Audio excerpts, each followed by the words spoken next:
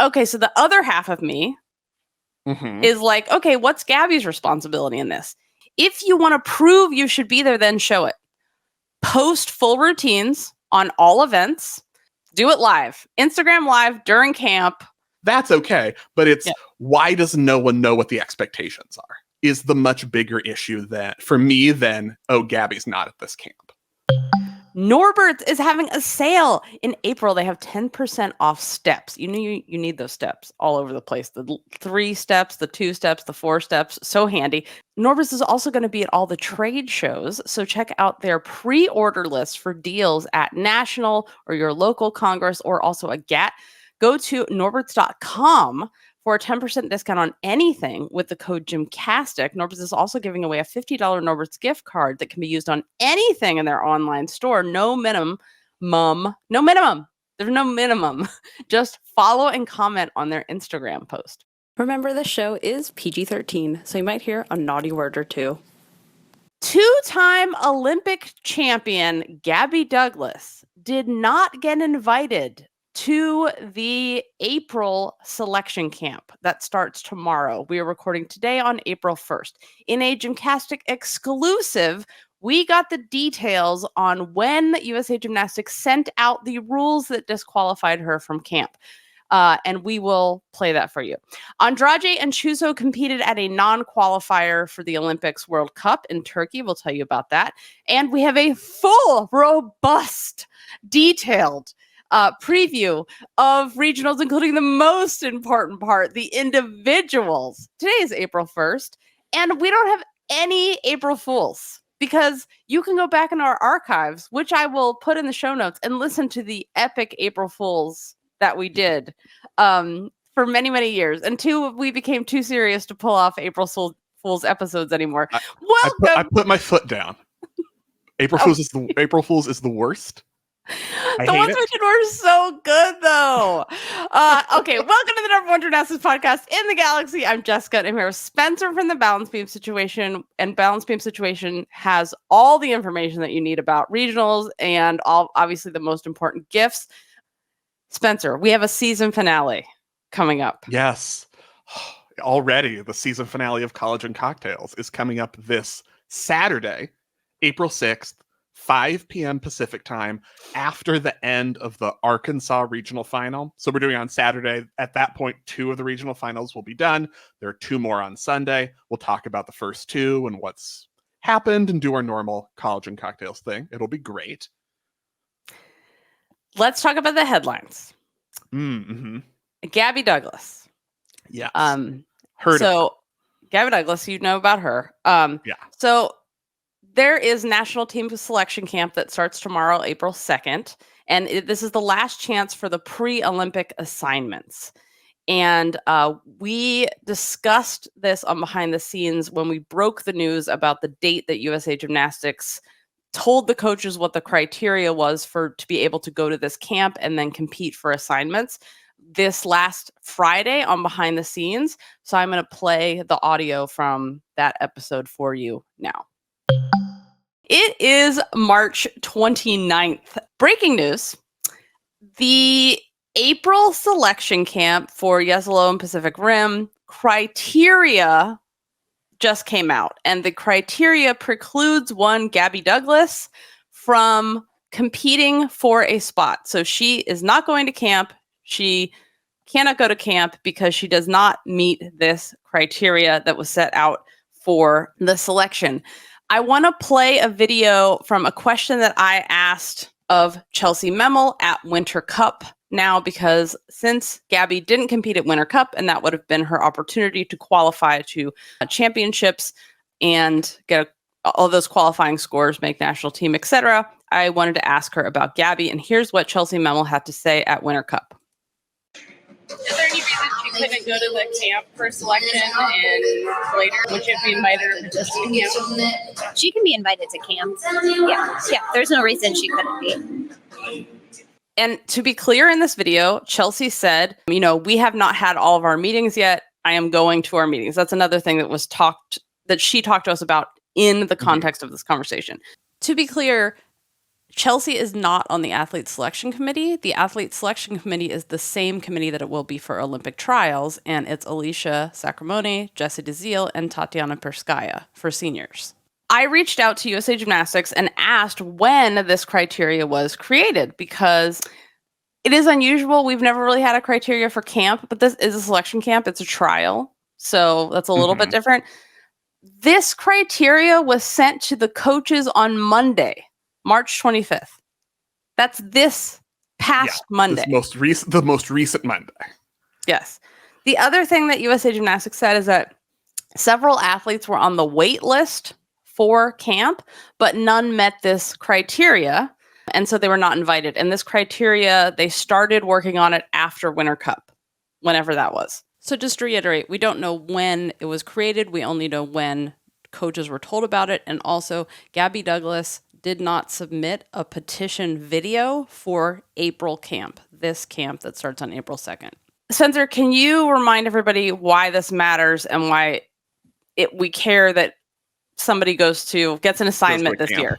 Yeah. So this is how they're deciding the rest of the spring assignments, which is significant in terms of athletes who want to, if you were to need to petition to U.S. nationals, to U.S. championships, you would need to have, there are several requirements, but one of them is like an international assignment this year. So for someone like Gabby, she would have needed an international assignment in order to be eligible to petition to U.S. nationals. She's not eligible to petition to U.S. nationals, so she would need to qualify to championships from a classic meet. There are still two, American Classic, which is at the site of national camp, and then U.S. Classic, the one we typically refer to as Classic. So there are two more opportunities to do that, and that is the normal method to qualify anyway. She would still have to be invited to or petition to those competitions, but she did have a petition accepted to Winter Cup, and Classics are kind of the same thing as Winter Cup in terms of their qualification procedure. So one would think that's still on the table, even though she was not able to petition to this camp. We know from Scott Bregman's reporting that she requested to compete, to be at this camp. I have two separate camps of thoughts on this. One is just two? That's pretty low for you. I know. There's part of me that's the competitor side. It's like, if you can make a fucking team, you can make a fucking team. You'll go, you'll compete, you'll get on the team. None of this matters. You shouldn't need to petition. The other half of me is like, this looks so bad for USA Gymnastics.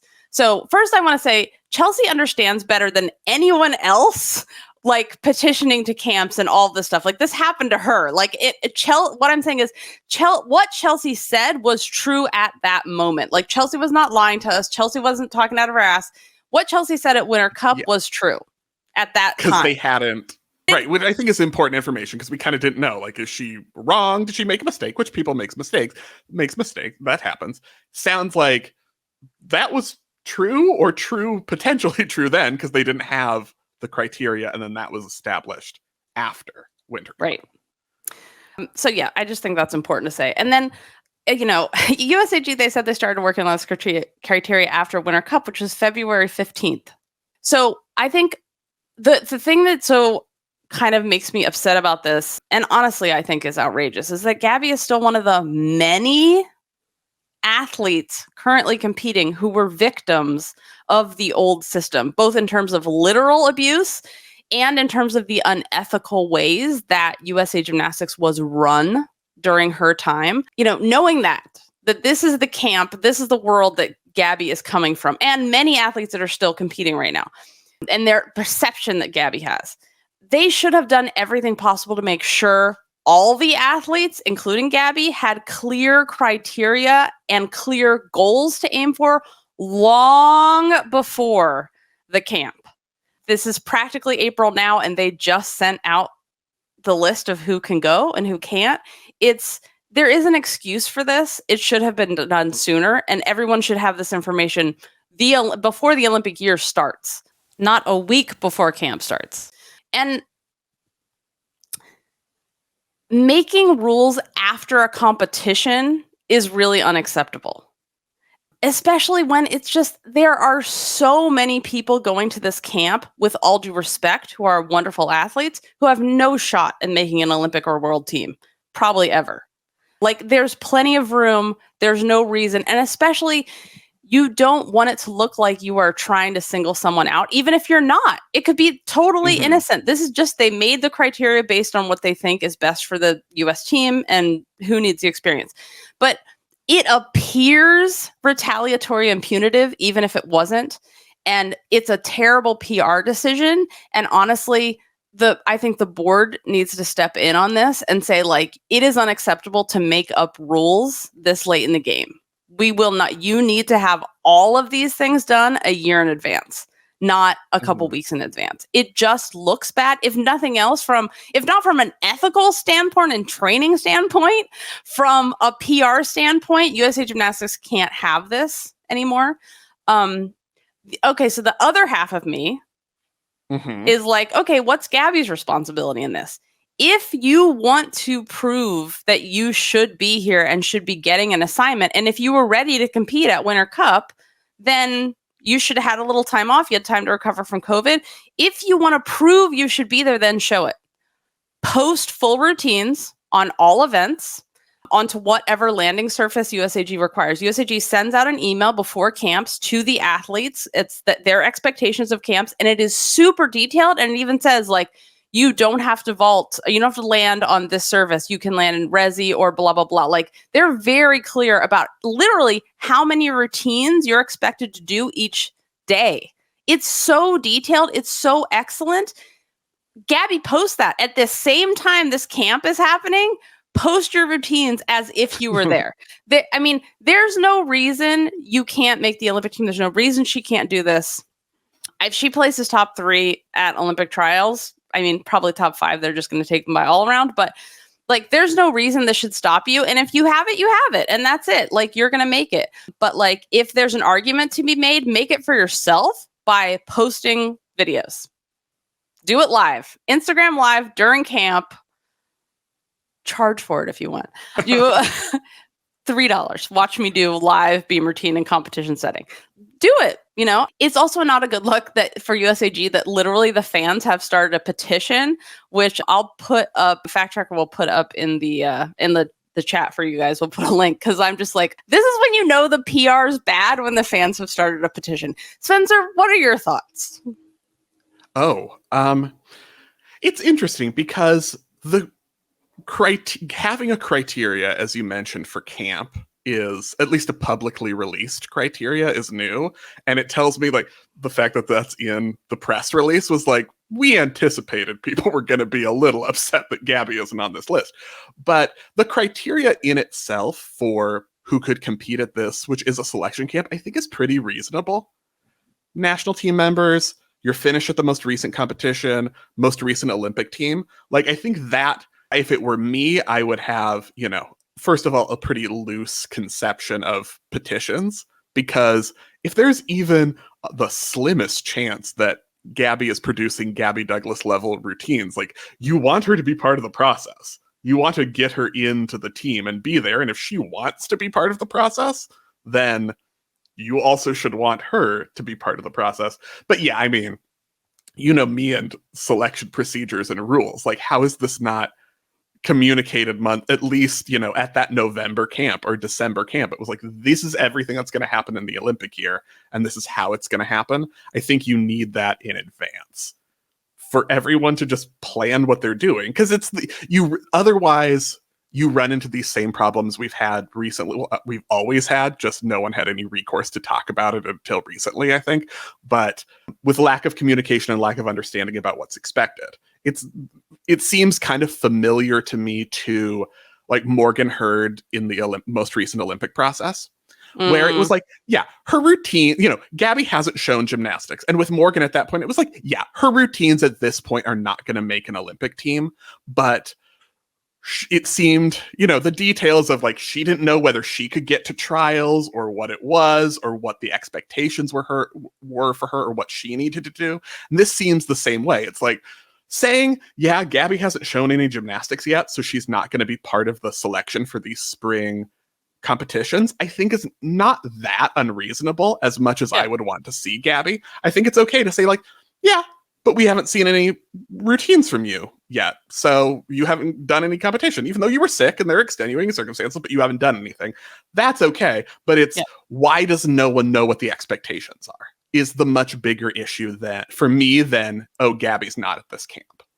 Yep. I agree with you. It's not about Gabby, really. If you look at this in a bigger perspective, it is we hope it's not about Gabby specifically. That, right. None of these procedures are written with a specific athlete in mind, certainly, because we shouldn't do that. Yeah, I mean, it is the bigger issue. Like, it is operating backwards. So the camp starts, as I said before, April 2nd.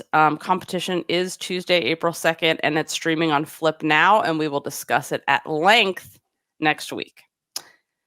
Other news. Larissa Libby at Iowa has been suspended. It is a non-punitive suspension.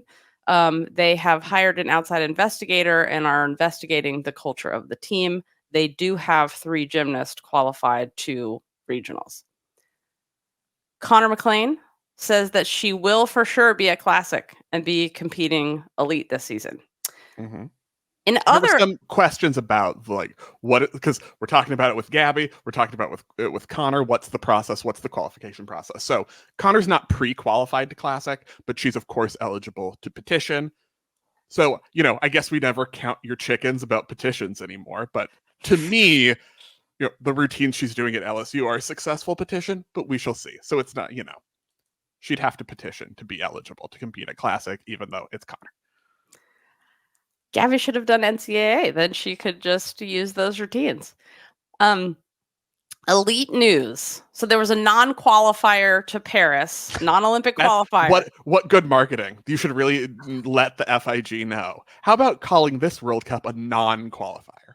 World Cup, unimportant category. Buy a ticket. So anyway. Andrade competed.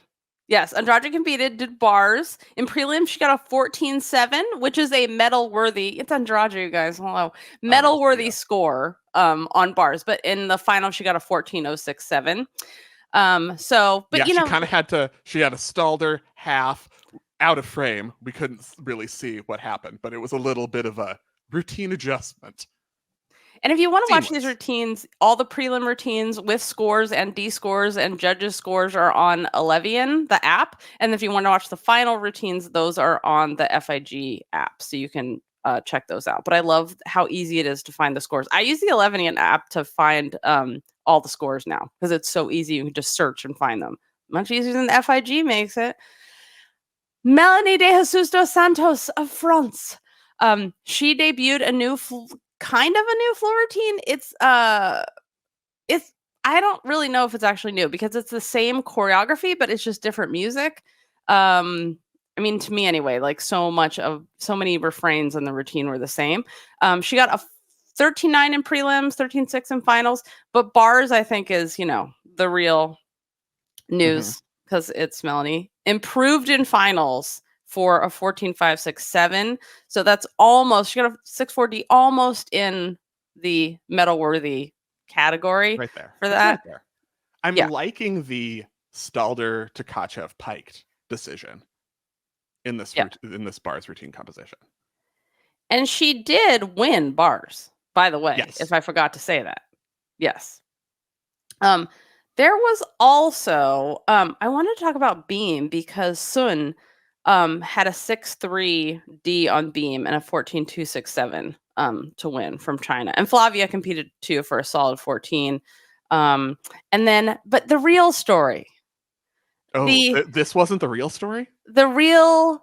how dare you imply that Andrade was not the real story? She was always the real story. The real story is that Jaji Barbosa debuted her Brittany Spears, Oops, I Did It Again, floor routine with traditional Brittany Spears choreography in the routine.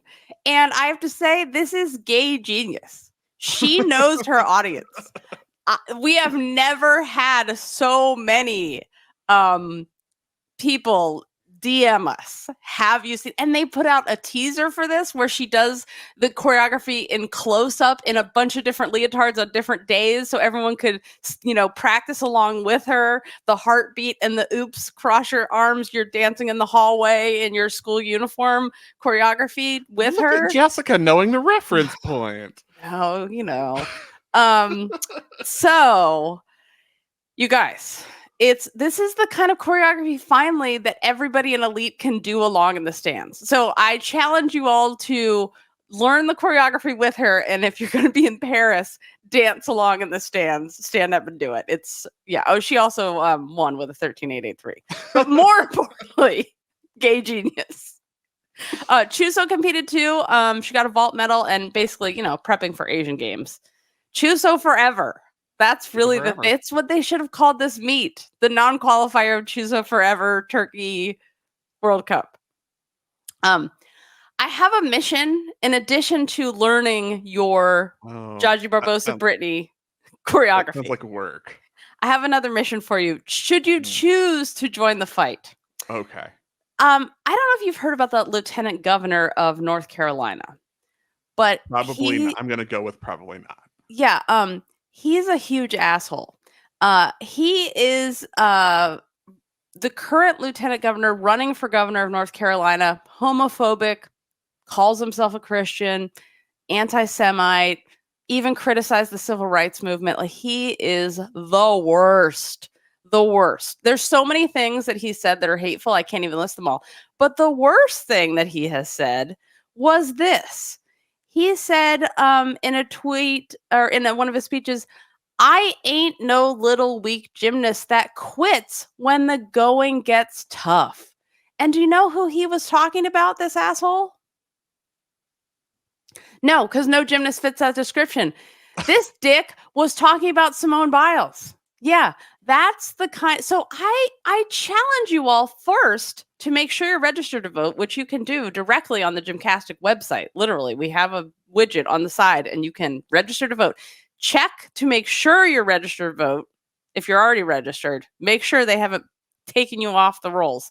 But I would just challenge you guys to, as a fun exercise in democracy and freedom of speech, gift bomb this dick with Simone and Pride gifts. That's really the challenge. And remind people to register to vote in any format that you would like on all the social medias. I just think that would be a fun thing for the whole Gymternet can get behind. So that's my challenge for you guys for the week. Gymcastic updates.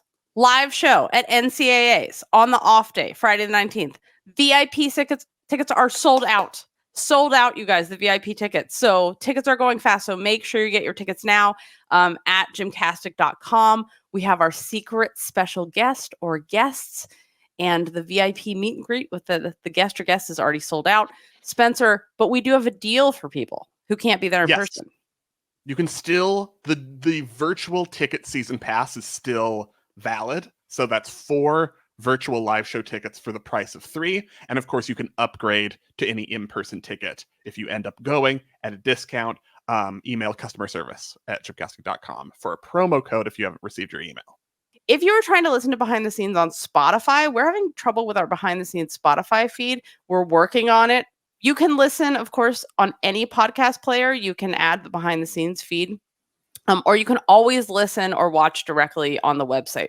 Also, if you want to stay up to date on anything, we have a whole bunch of newsletters that'll keep you up to date on this stuff. And if you guys are having any trouble, you can always email customer service at gymcastic.com.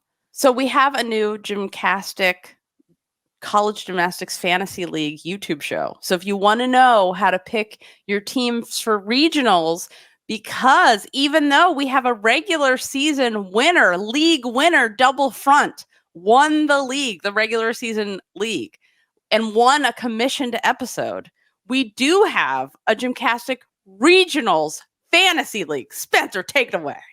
Yeah, so this is its own game. The Regionals game starts Thursday, free and open to everyone, so you can join. Link is in the show notes. Winner gets a mini commission. So check it out. Pick your team. Fresh start. Maybe the season didn't go great for you, Jessica. You have a fresh start with new prices in the regionals game. First of all, how dare you? Second of all, oh yeah, we wanted to put together as a gymnastics fandom, which I hate that word. Why did I just say that? But put together a little goodbye present for the almost retired Kathy Johnson right at the end of season. So April 6th, you have until April 6th to fill out your thank you to Kathy Johnson, whatever message you want to send her. Link in the show notes to do that. And we're going to make her a nice book and send it to her. So April 6th, you guys. Regionals preview. Number 1. It's happening. We're eliminating people, Jessica. We're finally eliminating teams. It matters. The winner matters. So I know the irony of me always talking about how regular season winners is like so lame. And then of course we have one for our league because it's different. And so we had our fantasy league. We had a winner. In our defense, that was the conclusion of that game. Right. That was the end. The regular season was the final. In actual college gymnastics season, that's not the end. Right. That's not the final. Yeah. So we were right to do that. Okay. Right. So I have a little update. So the NCAA, just make money and don't do a lot. And the NCAA, we found out last week from a forensic investigator that the accountant that the Indy Star hired, that the NCAA made revenue. Their revenue was $22 billion in 2022. But despite this, not only could they not get the lines right in the basketballs where they manufacture the floors and hold them into the postseason, apparently, the lines were wrong, just like the Georgia floor. They also couldn't afford a copy editor for the regionals draw. And not just then, they couldn't afford a copy editor, even when the whole world told them last week that their website was wrong and they spelled Karina Munoz and many other people's names wrong. They still, a week later, can't be bothered to fix it. So, you guys, the NCAA once again doing the most. They also, last week, broke the ties wrong. Mm-hmm. But finally, in some justice that I've been waiting for my whole life, because they broke the ties wrong, just like the 2017 men's floor final in Montreal, everyone's allowed to compete. So all the tiers are allowed to compete now. Nobody's out. If you tied, you get to compete, because that's right. If you got the same score, there should be no tiebreaker. End of story. All of the justice. So happy. Yes. So the people who were incorrectly announced got to retain their qualification to nationals, and they didn't even send them a letter asking them to give their spot back, which is a 2004 Olympics reference. There you go, you guys. Now you know. Okay, Spencer. So tell us how regionals works. Remind everybody who forgets every year. Yeah. Okay. Not we start like on me. Wednesday. No, yeah. We start on Wednesday with the play-ins. That's the bottom 2 seeds in each regional, or the bottom 2 ranked teams have to have a dual meet against each other to get in to the regional semifinals. Regionals run through Sunday. Will be the last day. You can go to balancebeamsituation.com for the schedule and all the links and all the details, so you know who is competing when. Advancing from each regional, top 2 teams at each of the 4 regionals, so 8 teams total. Top all-arounder at each regional who's not on an advancing team also advances. And then top gymnast on each apparatus, not on an advancing team and not the advancing all-arounder, also advance to nationals. So that's a total of 4 all-arounders and 4 people on each event. What is your most exciting play-in meet? The pre-meets on Wednesday. Clemson, Iowa State is the one I'm most interested in. Me too. Because it's like the storyline-iest. Yes. Clemson's first season. They made it to regionals. Their scores are kind of like, sometimes they're really great at home, and then sometimes they go to UCLA and count a fall on bars or something. You don't know. Iowa State, Ashley Miles, her first season as head coach. They missed regionals last year. Now they're like, we're back. There's a lot going on in that one. Yep. I also like Clemson's calling themselves Team 0, not Team 1. And I kind of like that because they did start at 0. They had to go there and not compete for a whole year. I feel like last season's team was Team 0 when they weren't competing yet. Well, it's like Team 0 is now competing. Yeah, I mean, the same people, I guess. The sentiment. I like the sentiment. Okay. The sentiment is 0. That way. Okay, Michigan Regional. All right. Yes, let's start there. So this is the regional. Top seed Oklahoma is here. So we basically anticipate Oklahoma will go through, and the fight to be the other team will be between Alabama and host Michigan. Of course, and prefacing all of these regionals, anything can happen. You can go up on beam and fall a million times and not get a score. Weird things happen at regionals. But in terms of likelihood, in terms of most likely thing we expect to happen based on the season, you would see Oklahoma advance because they're just scoring at 250 every week. And then we'll see whether it's Alabama or Michigan. But so who are you picking, Jessica? Alabama or Michigan? I'm putting you on the spot, which I know you love. So the thing is, when we wrote down which teams were going to make it to the Final Four at the very beginning of season, I feel like I wrote down Michigan, and now I'm going to argue that I'm picking Alabama because more information came to light, and you're willing to adjust your viewpoint based on new information, which I think is a mature thing to do. That is what people say about me. Mature. That is the number one thing. So I feel like Alabama because Michigan has been, riddled with injuries and haven't been able to suction their depth up to the heights that they have in the past. And Alabama, they have the depth, they have the people, and also their execution. Do you feel like it's underrated? Because honestly, I feel like they don't get enough credit for how their gymnasts are in releve, don't have those built-in deductions when they compete. The Luisa Blancos, the Shania Adams, the Cam Machado on bars. And then we haven't even talked about Chloe LaCourcier, who's beautiful. This is one of the things that I feel like Alabama is doing so well is the execution details. But Alabama leveled up in this last meet, and I don't think we're really talking about how Alabama isn't the old debutante ball Alabama teams of the past with puffy shoulder dresses.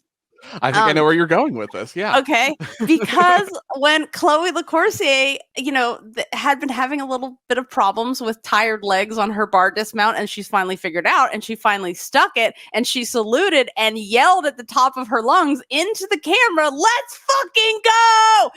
Sports. It was so competitor sports. It was the moment that Simone got off bars and said into the NBC camera that bars was a piece of shit. And we were all like, our sport has finally arrived. It has matured. It is here. Gymnasts can be normal people and talk the way they do in life. So this is my favorite Alabama. It's my favorite iteration of the Alabama team. And that's why I am saying that, they're not as injured, and also because they yell things when they land. And that makes me very happy. It's a very good argument. I respect it. But I'm going to say I'm picking Michigan. I reason number one that they're competing at home. And when you isolate the results this season to Michigan's home scores versus Alabama's road scores, Alabama's ranking advantage completely goes away. They are almost exactly identical. 1/100th of a point separates their averages once you adjust for the circumstances that this regional will actually be held in. I think there's also maybe a little bit of turnabout is fair play from Michigan we could see, because last year Michigan went to Denver and it was, maybe a little controversial about who were actually the two teams and who should have advanced. And now Michigan is we're hosting this time, vengeance time. Maybe they're the host that gets a little forgiveness this time around. Also, the return of Naomi Morrison, I think, is essential for Michigan because they've been, as you mentioned, definitely depleted, have been missing Natalie Wojcik and Abby Heiskell like you can't even imagine. But lately on vault, they've had, Paige Thaxton going up in the first spot, Ava Jordyn going up in the anchor, probably going to get 9.7s, one of which you have to count. You don't really want to have to count a 9.7. When Naomi Morrison comes back into that lineup, you've got Gugino, Morrison, Brooks, Wilson. Mulligan maybe is the 1.5 going to come back. You have at least 5 that you'd want to count, and the depth issue looks a lot less worrisome to me when Naomi Morrison is in the lineup, and I think that can be a game changer for Michigan. Also, if things go by the seedings, they're going to get Olympic order in the regional final and finish on floor at home. And I was like, well, Gabby Wilson got a 10. That's going to be like a 49-8. So that's kind of why I'm leaning toward Michigan, but I think this one is tough. I enjoy that the theme of this regional is vengeance. Yeah. Yeah, I like it because there needs to be vengeance for last year in the tiebreaker. Yeah, speaking of vengeance, I know you enjoy vengeance. I do. And are there any individuals that I'm worried that you might exact some vengeance if they don't advance to? Do we have a special section called "If these individuals don't advance to nationals, we ride at dawn"? Yes, Spencer. Oh yeah, we do. Okay, good. If Suki Pfister doesn't advance for vault, we ride. How did I know we were going here? Yeah, freaking dawn. She has mastered the old school of the handspring front half pike vault so well that she even wears a back brace. That's what a traditionalist with extra airtime looks like. Suki Pfister, everybody. And she has improved her pre-flight and has her legs together now, even though we know that, what happens in pre-flight stays in pre-flight and NCAA judging on vault.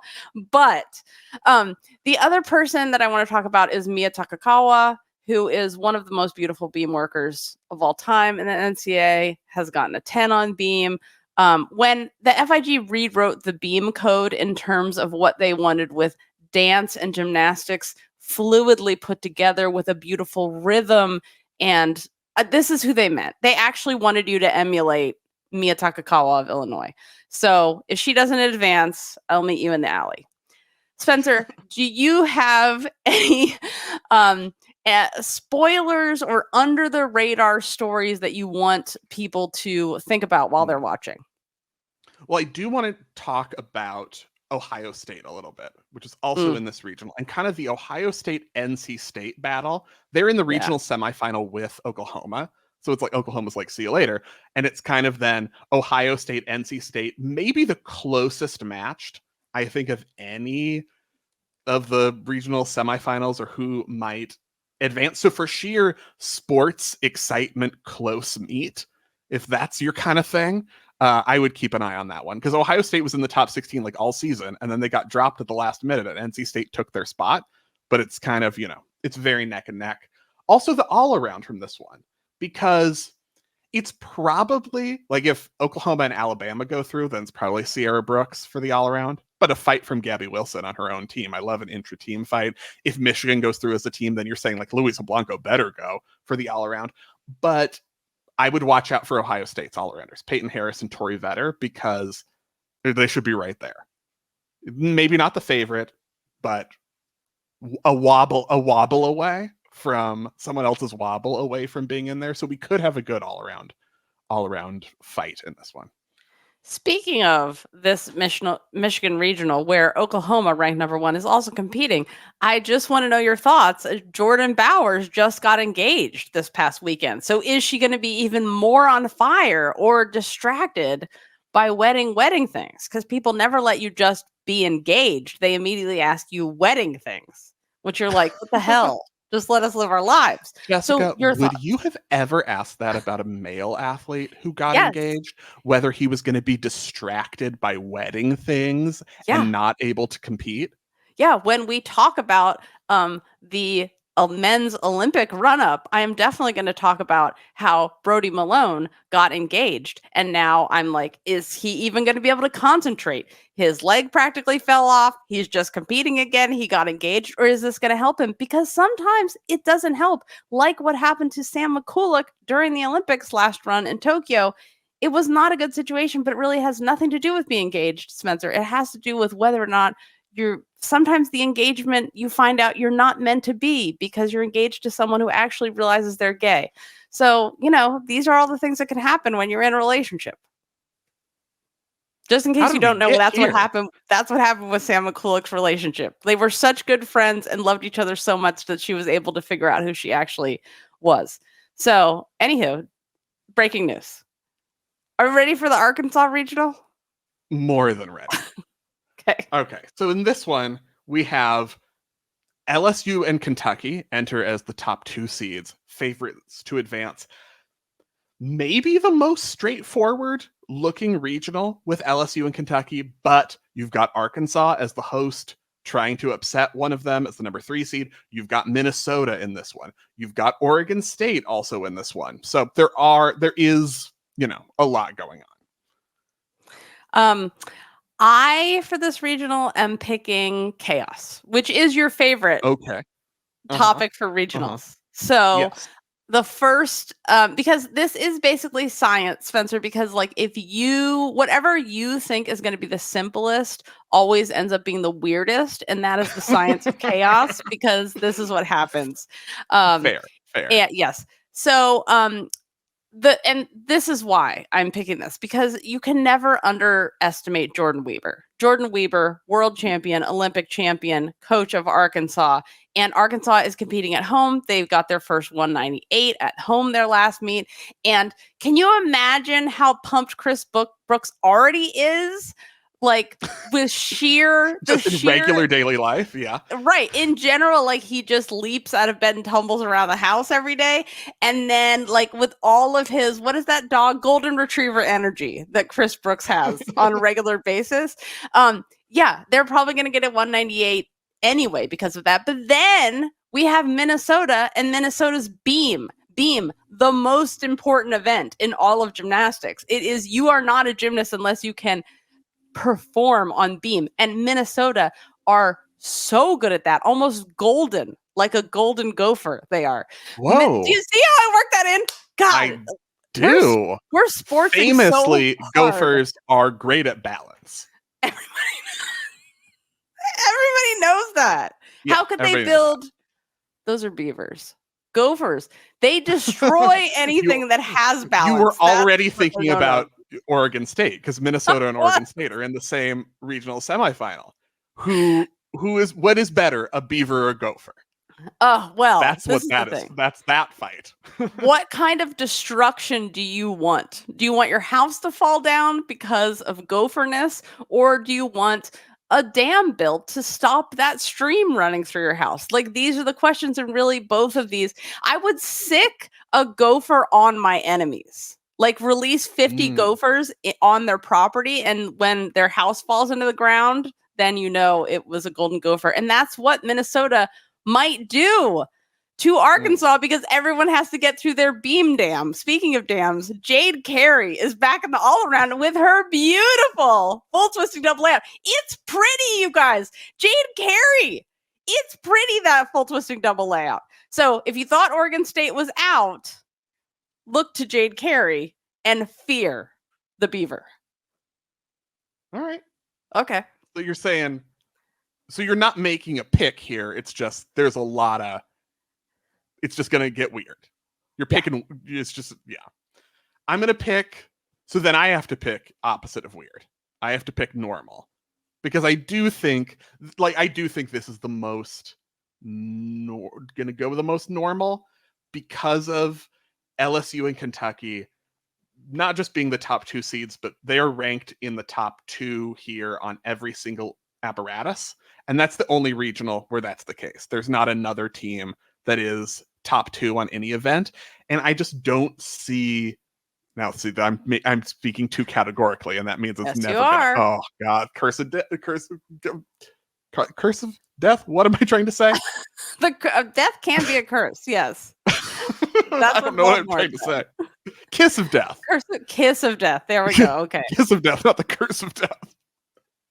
But anyway, yeah, I think that, their floor is both of those teams' floor is going to score so well that it's hard to see a low total is what I think is going to happen. So I think this one is we're going to see the top 2 teams advance. But, I'm now doubting myself because I was too confident and now it's ruined. Well, chaos is what we're aiming for. I know. You got in my head with your chaos. You're welcome.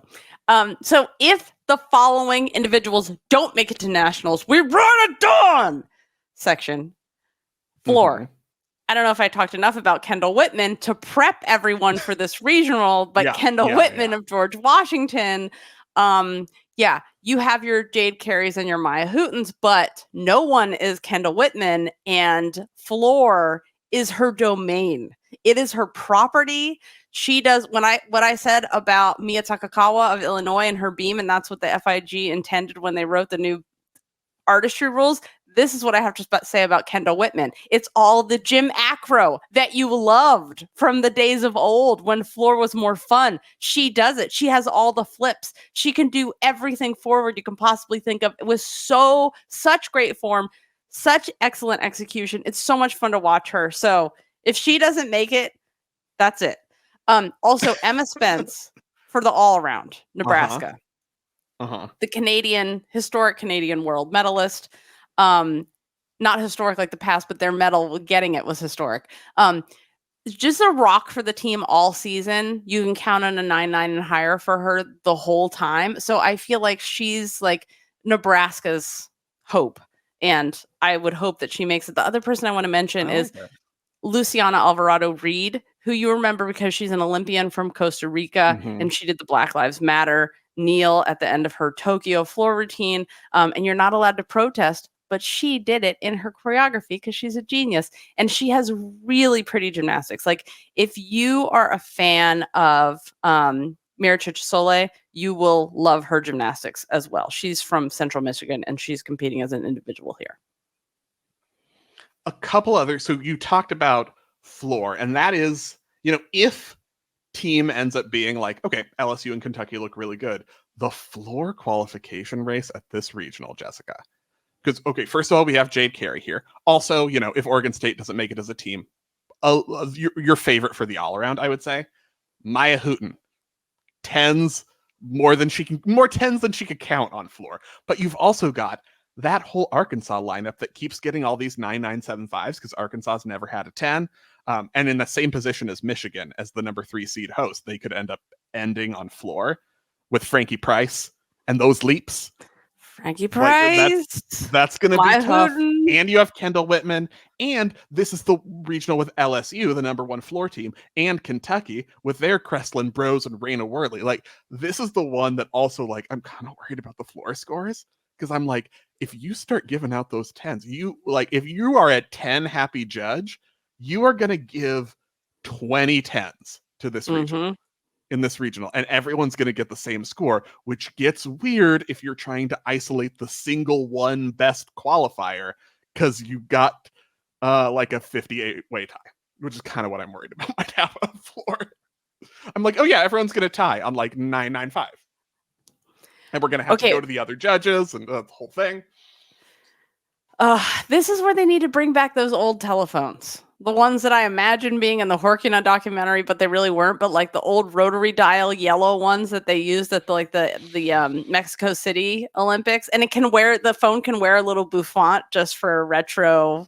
Why Chaslovska throwback? So that no one has to walk across the floor in their heels. That is why, Spencer. I want the judges to be able to just pick each other up. It's a direct line. When you pick it up, it automatically it's connected to the opposite judge, and you could be like, what'd you take? But I know sometimes they like to look at their papers together. But anyway, it's really because of the heels on the floor, which is the worst, most egregious thing in the whole world. All right. The Cal regional is the most what the hell regional. I can't even with this. Yeah. So 3 of the top 9 Oh, wait, teams. Spencer, did you say what the tiebreaker was? Did we go over that? Because we were just talking about ties. Yeah, so the tiebreaker for individual events is first they go to all 4 of the judges' scores, and then if there's still a tie, which there will be probably, they go to the head judge, and then if it's still tied, they go to NQS. which is and then if it's still wrong. tied, there's no other tie break. So I would love for that to be still tied after NQS too. The going to the NQS is the worst tiebreaker ever, because when this is all that matters is this day. That's supposed to be what matters. This is why teams that like all of a sudden a team will have 2 or have to count 2 falls on beam. That's it. They're out. They could be the number 1 ranked team and they don't even make it to championships. Like going to NQS makes me so mad, because then what you did in the moment doesn't matter as much as what you did in the past. And I hate that. It's stupid. Just let them both go. Censor don't even try to calm me down. Okay, back to the Cal Regional, where we have the UCLA, all these teams are ranked right next to each other, yet they all ended up together, and it's totally unfair. Yeah.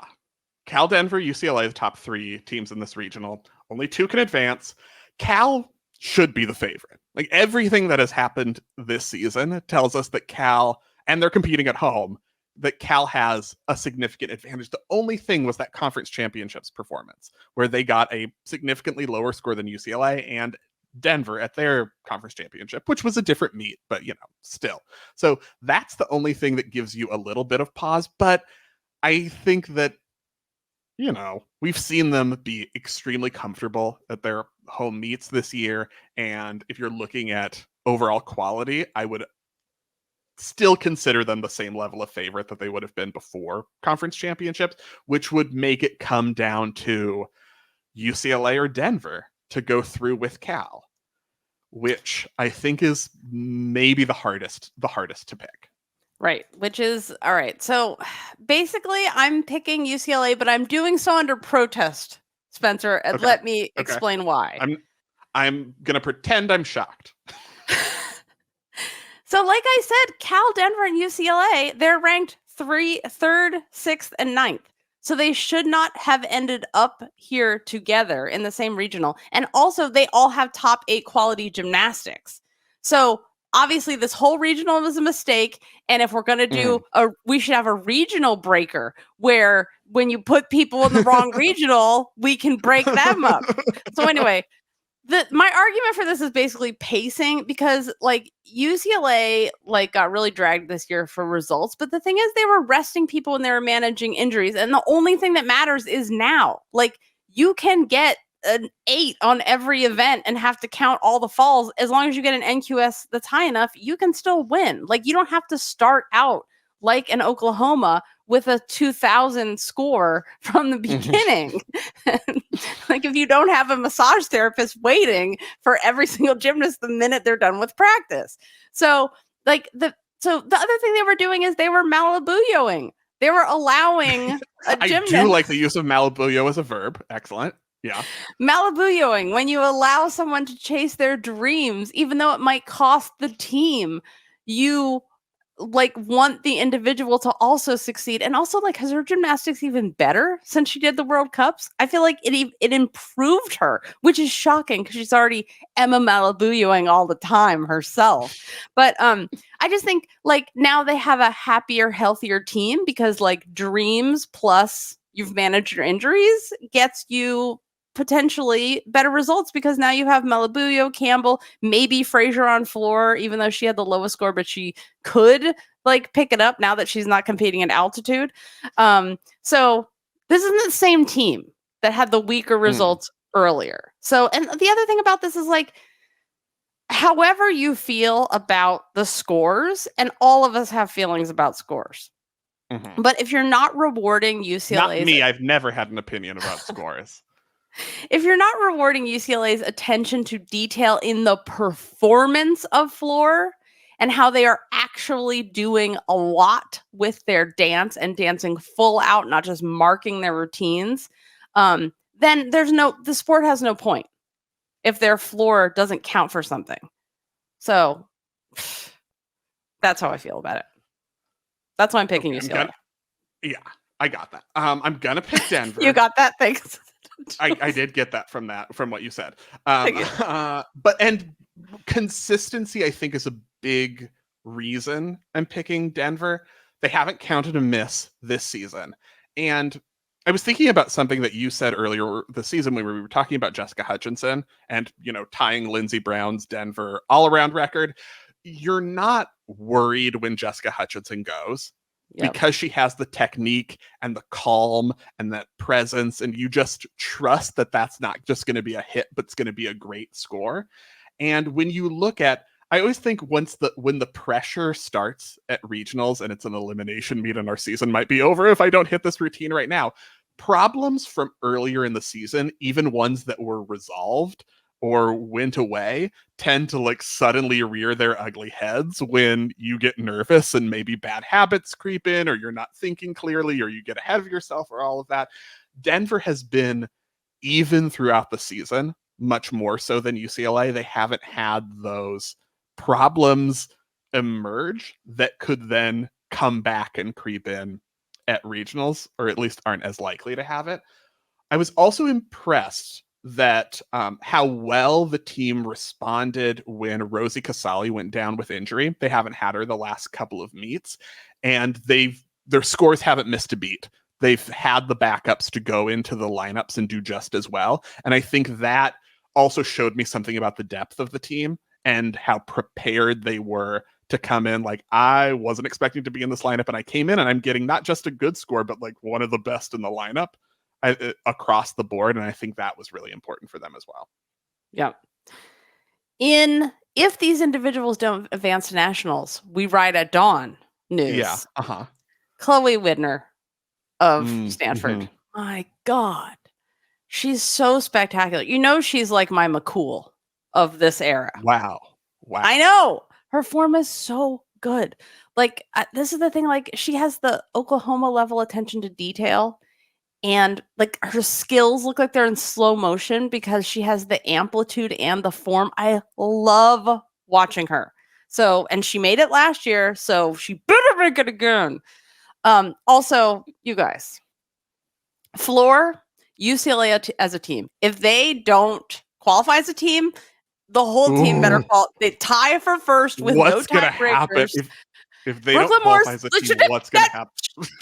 Spencer, no, Brooklyn Moors will qualify for floor no matter what, because there is justice in the world and we can have hope. So Brooklyn Moors is going to qualify. We don't have to worry about it. It's going to be fine. It's a done deal. Yeah, I mean, that is one of the things I was mentioning, intra-team battles for qualification being my favorite thing because I'm the worst. Yeah, that UCLA floor lineup would be interesting. Or if UCLA doesn't qualify as a team, the beam lineup against Chloe Widner as beam would be fascinating. Malabuyo versus Widner should be also versus Emily Lee, because I think maybe oftentimes she has the best beam in UCLA's lineup. She just goes first. But, it's also a fantastic routine. I don't expect it to get maybe quite the same score, but that would be something. But also, okay, my chaos wild card regional semifinal is Auburn and Stanford being in there with Cal in that semifinal, because Auburn and Stanford, they can both be magnificent and they can both melt down. Yeah. And we have seen it. But really, when things even out, they are neck and neck. And Auburn has the ranking, but Stanford had the better conference championship and won the afternoon session at Pac-12s. So yeah, I think Stanford will go into this with a lot of confidence in believing that they can at least advance to the regional final and pull a Stanford, which is the historical reputation of Stanford is that they'll get a 193 in the first meet, and then by the end of the season they're like, oh, oops, we're perfect. And so they can live up to that. Yeah. Oh my God, this is gonna give me the most ulcers. The most. Okay. Yeah. Fair. Yeah. Fair. This regional. Speaking of which, I wanted to make a clarification from last week, which is that I said that I was giving an example of a perfect fall, and we were talking about a routine and talking about like how MJ Frazier, because this is the Cal Regional, did like a perfect ring leap, and then just like all of a sudden spider attack and bent over backwards and waved her arms. And I was going through all the deductions. The bending over, the torso lean can only be taken on a dismount, but I wanted to use that as an example of like, there's a million things that you could take a deduction for in theory for this kind of a spider attack, but none of those count because then she fell off and you just take the deduction for falling off. So I just wanted to clarify. And, a big lean is a wobble error. That is a deduction. Right. Like if she had stayed on, a big lean is still a deduction. Yes. Yeah. But I just want to make sure the torso thing. Okay. Is specifically in the code. It's for landings. So Florida Regional. Yes. We've been with this one for a while because Florida and Utah have been 4 and 5 in the rankings for most of the season. So it's kind of been going toward this point, and those two enter this regional as the favorites. Florida, number 1 seed at home. Utah, number 2 seed, has made every single nationals and finished every season in the top 10 ever. Like ever, dating back to their first season in 1976, which is almost 50 years ago. Yeah. Like if Utah didn't advance to nationals, this would be their worst result in 50 years, is what we're saying. That's a lot. That's a lot going into it. That's a lot in Utah's favor and also a lot of pressure. But this team has been under that pressure for, decades. So they're the favorites, but that is boring.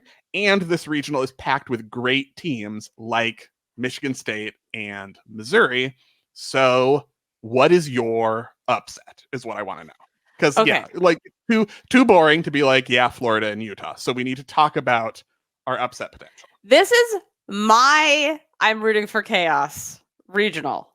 And by that, I mean my two favorite teams, because choreography and fun, are Michigan State and Missouri. So I want to take you back to the summer of 2016 when Michigan State had a head coach who was making the team sign a card in support of the criminal ex-doctor. Yes, that really happened. While at the same time, Missouri had a gymnast arrested for stealing the credit card of another member of the team. Low points in 2016 for both of these teams. Low. Look how far they have come. They are glorious, both teams. So I'm picking Missouri. And the reason I'm picking Missouri is style points, basically. Style points. They're the best floor team in this regional. You can fight me. I'm willing, as you know, to meet anyone in the alley, but we will dance fight. So bring your pearls. Yeah. Are you challenging Michigan State to a dance fight? Yes. That is confidence. If you're challenging Skyla Schulte to a dance fight, my God.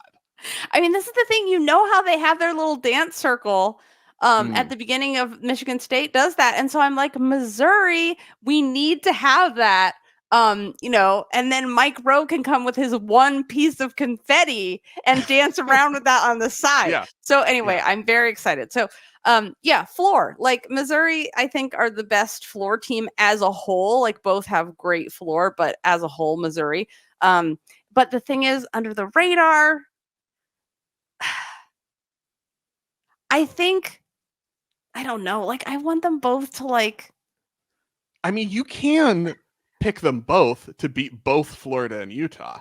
What if that happened? What if that happened?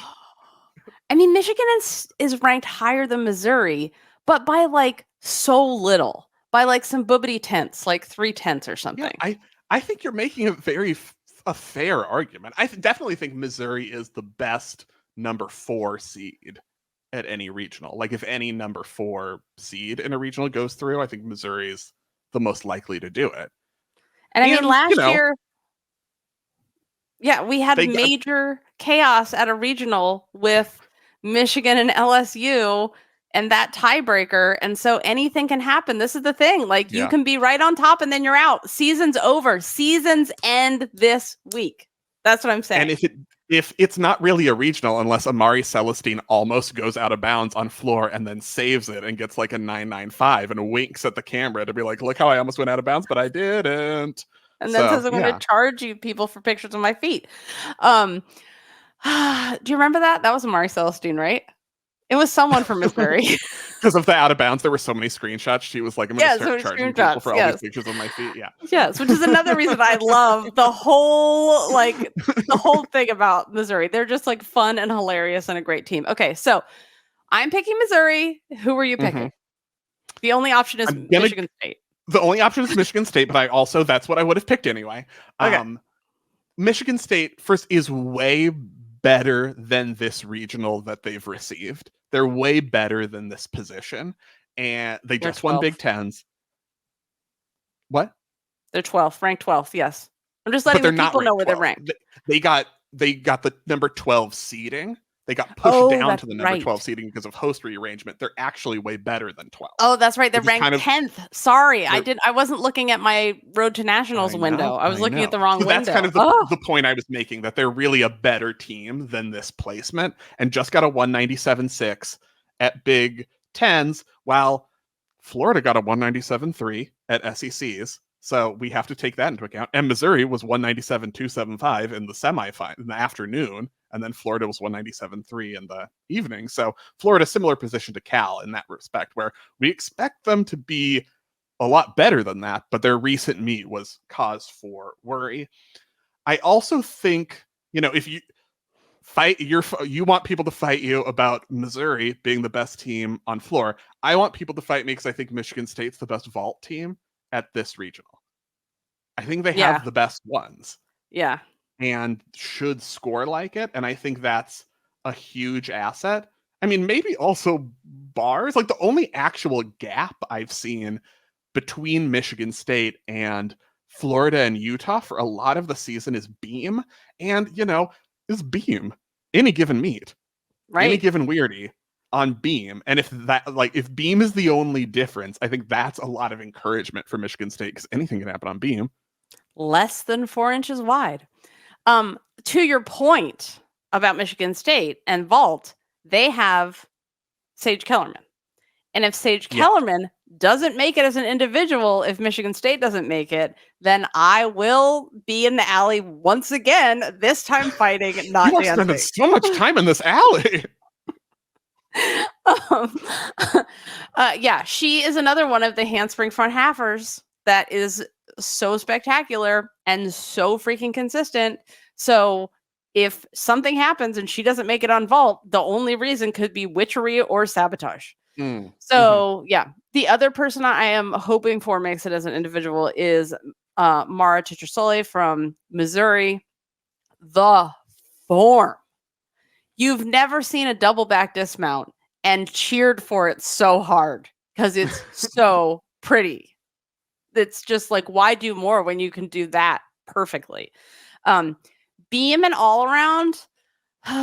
This is why it's too upsetting for me to even talk about these people. I was wondering how this is going to go, because this is such a deep regional for the individuals. If Florida and Utah go through, with Michigan State and Missouri and Georgia, which we haven't started talking about yet, but the individuals here. This is why the individual tiebreakers make me so mad, because Sienna Schreiber, beam genius. She should get an award like they give in like the Eastern Bloc countries where you are like the master of sport. She should get that for beam. We should make that and give it to her as a scroll, Spencer. A scroll. Sienna Schreiber from Missouri, beam genius. But then in the all around, we have Skyla Schulte at Michigan State, Gabby Stevens, Sid Morris, all here together for all around. And I'm like, you guys. Okay, so floor. Oh, and the other one, Jocelyn Moore, Missouri, and Amari Celestine, who we just talked about. They are some of the great fun, energy, and they're practically UCLA floor routines. That's how good they are. So basically, you're saying you're in the alley regardless at this regional. Yes. And there's no way you're not fighting someone in the alley because there aren't enough spots for all the individuals you would like. And I'm going to be fighting whoever came up with these stupid tiebreakers, because if it comes down, if the head judge doesn't get their scores right, or that goes to NQS, I will never recover. Just like, I would like to be able to pick the head judge. I need to assign who the head judges are because I need to be able to trust you.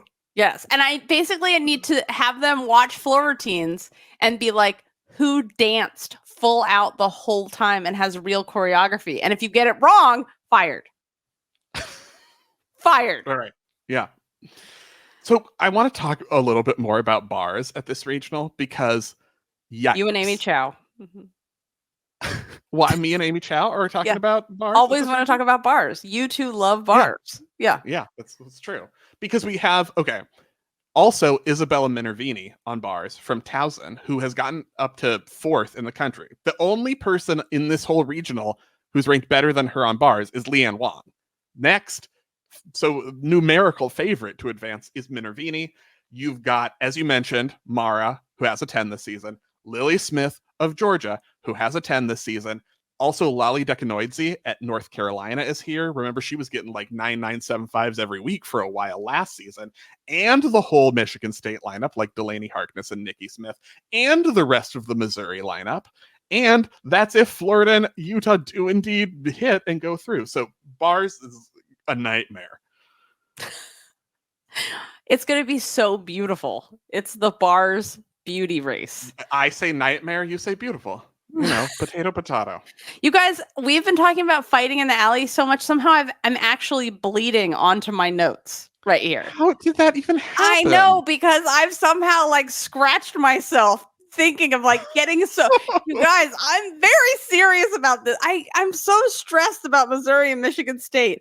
I need them to tie with no tiebreaker to get to championships. They need their own special bracket, a play-in on Wednesday night at NCAAs. That's what I want to happen for them if they don't outright win. Oh, I'm very stressed. Okay. Do you think before the meet, you know what they should do? You know how UCLA has the thing where they like get in a circle, and other teams do this, and they like light a candle and they all say something and they do their like seance. This is what Michigan needs to do with that one piece of confetti. Put it in the middle of the room. Michigan State. State. Jessica. Oh my God. Green Michigan. Sorry, Green Michigan with the micro of show like Jeopardy host head coach. Yeah, they need to put it. That's what he looks like to me. But yeah, anyway, they need to put that piece of confetti in the ground and then have some little tea candles around it, and then some like flowers and sticks and stuff from outside, because it's the equinox, it's spring. We just had Easter. This is all makes sense to me, Spencer. Stick with me. And then have their pre-meet seance so that they can make it. But then Missouri do the same thing too. And so everybody can make it, because that's what I need to happen. But what if Utah does a seance? They're not going to do a seance. There's too many Mormons on the team, Spencer. Come on. Do Mormons not do seances? They probably have something, but they're not going to call it a seance. Just like they, you know, they'll call it something else. And that, anyway. Okay, so. Please, we need a segment on College and Cocktails. I'm going to ask Jessica to rank all of the teams in the NCAA based on their likelihood to hold a seance. And who would have the best seance? Oh my God, you guys! Who would have top 10 seances in college gymnastics by Jessica O'Byrne? It would be like UW, because they would like science it up and do like make like sparkles and potions and stuff. Like, which team has the most STEM people on there? You need the creatives and the super smart STEM. Cal and Stanford, that's true. Yeah. Oh, it would be Stanford. What are we thinking? It would totally be Stanford.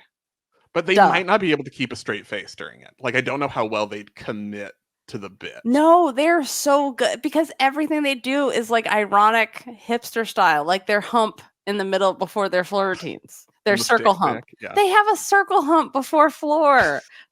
That's you guys. They stand in a circle and they all like hump one hip into the middle of the circle. Other teams do like a high five or whatever, but they're not basic, so they don't do that.